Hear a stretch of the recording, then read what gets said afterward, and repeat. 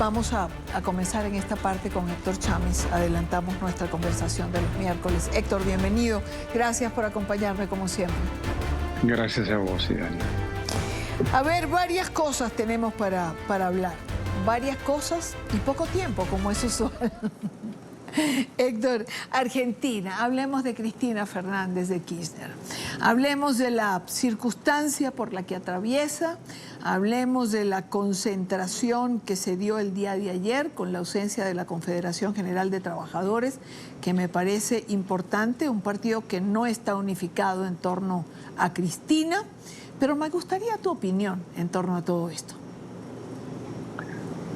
Bueno, Cristina Kirchner representa un sector importante del peronismo, de la sociedad argentina. Es una figura que más o menos siempre tiene 30% del electorado garantizado. Ese es un capital político y ante esta condena, con inhabilitación para ejercer cargos públicos, sus partidarios están interpretando eso como una proscripción política. Y esto puede traer consecuencias en términos de gobernabilidad de la democracia argentina, que no le sobran recursos para la gobernabilidad. Ahora, Héctor, evidentemente es un momento particular. Cristina anunció que iba a ser candidata. Y quizá esto pudo precipitar de alguna manera la decisión, pero era una decisión que iba a llegar más temprano que tarde. Sí, bueno, así como ahora aparentemente fue precipitada, todos estos años fue demorada, porque la causa está resuelta hace mucho tiempo. Tenía que expedirse la Corte Suprema luego de varios procesos de apelación. Cristina Kirchner no se puede quejar del debido proceso porque ha tenido todo tipo de garantías procesales y más.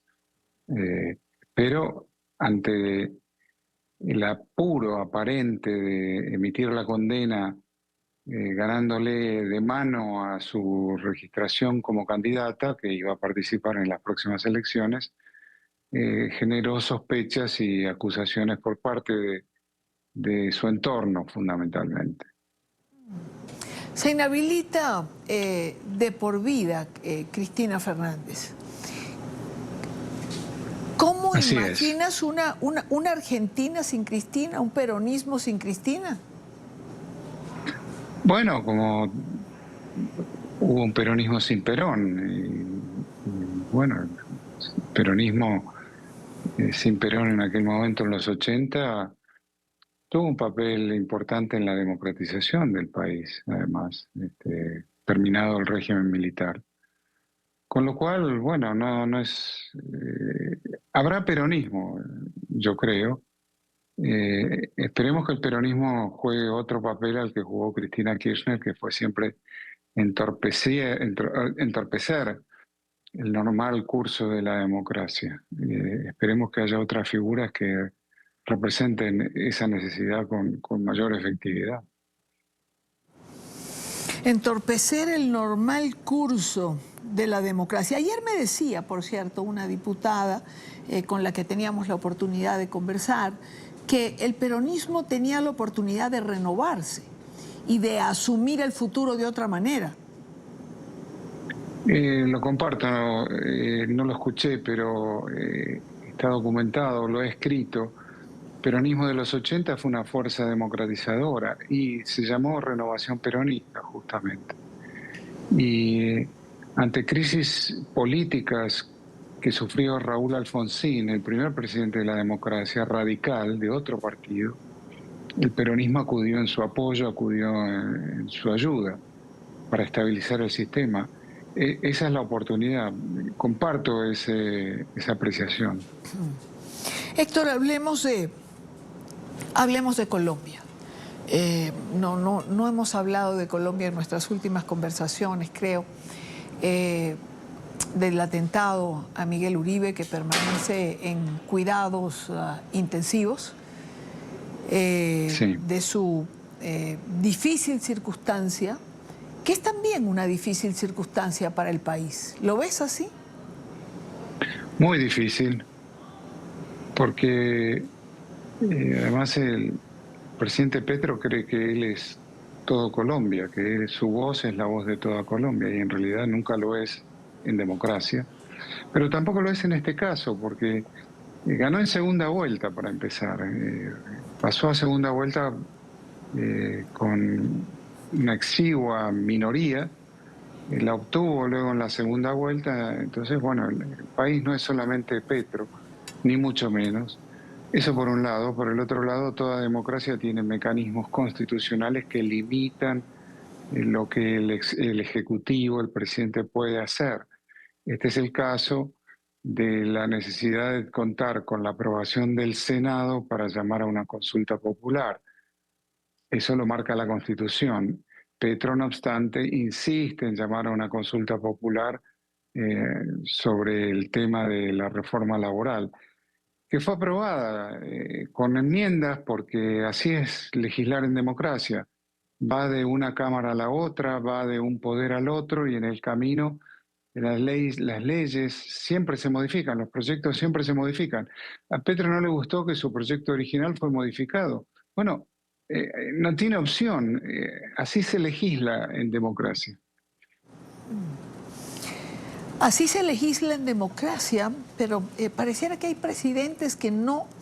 A ver, bueno, este es un tema que hemos tocado en otras oportunidades. Hay quien se sirve de la democracia, llega por democracia y luego no le gustan sus reglas. Sí, bueno, eso, el hiperpresidencialismo es un término que se ha usado mucho y que me gusta porque lo retrata bien, el hiperpresidencialismo. Todos tenemos presidencialismos en América Latina, en América toda, menos Canadá, pero si el presidencialismo se hace hiperpresidencialismo, bueno, el presidente se parece a un monarca, y eso es complicado para que la democracia funcione con normalidad. Se habla de eso en Estados Unidos, ¿no? Una manifestación los otros días. No tenemos reyes en Estados Unidos contra quizás un cierto hiperpresidencialismo por parte de Trump. El próximo año están pautadas las elecciones para Colombia, las elecciones presidenciales. ¿Cómo ves el futuro de Colombia, Héctor?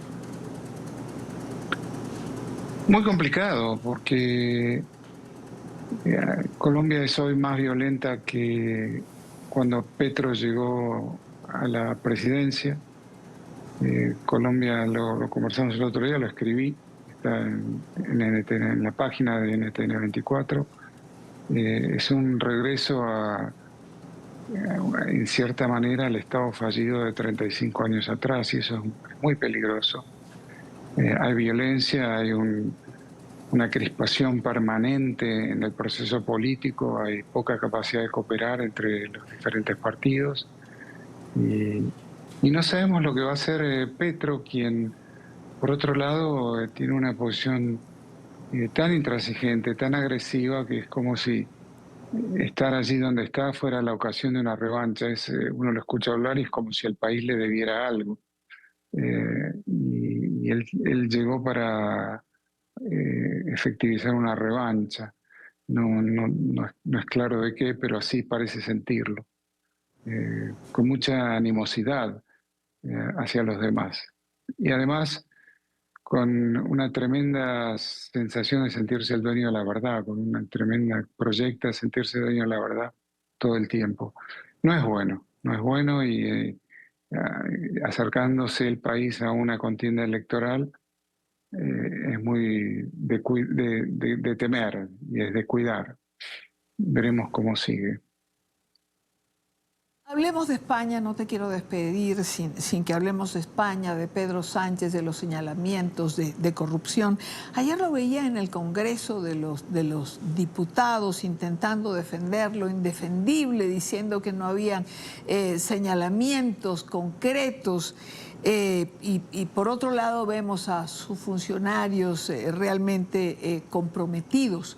Leía un artículo esta mañana donde decían que por primera vez en el propio PSOE se hablaba de dimisión, y era lo que gritaban ayer los diputados en esta comparecencia de Pedro Sánchez. ¿Crees que la circunstancia llegue a eso? Si ese disenso dentro del partido, si esa insatisfacción en el partido se consolida, es la caída de Pedro Sánchez.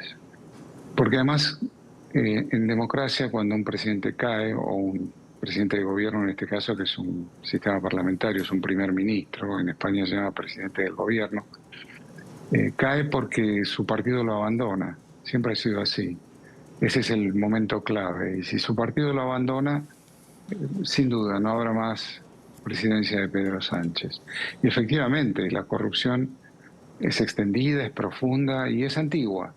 No comenzó este año, comenzó hace muchos años. Comenzó con el embajador de Zapatero en Venezuela. Comenzó con el financiamiento chavista de Podemos. Continuó hace pocos años, pero no fue ayer, fue en 2020, yo creo, no me acuerdo, con el Delcy Gate, las maletas de Delcy Rodríguez en Barajas, que nunca se supo qué contenían, pero la versión más generalizada es que contenía oro. Bueno, cito esto porque así ha comenzado la corrupción en el PSOE, por la vía del chavismo, y hace muchos años. Qué raro, ¿no?, que el chavismo esté ligado a corrupción o algo non santo de lo que solemos hablar. Sí, su bien de exportación privilegiado, la corrupción. Buena frase, su bien de exportación, la corrupción. Héctor, como siempre, gracias por acompañarme, gracias por estar con nosotros. Gracias a vos, Idania. Hasta la próxima. Buena tarde para ti.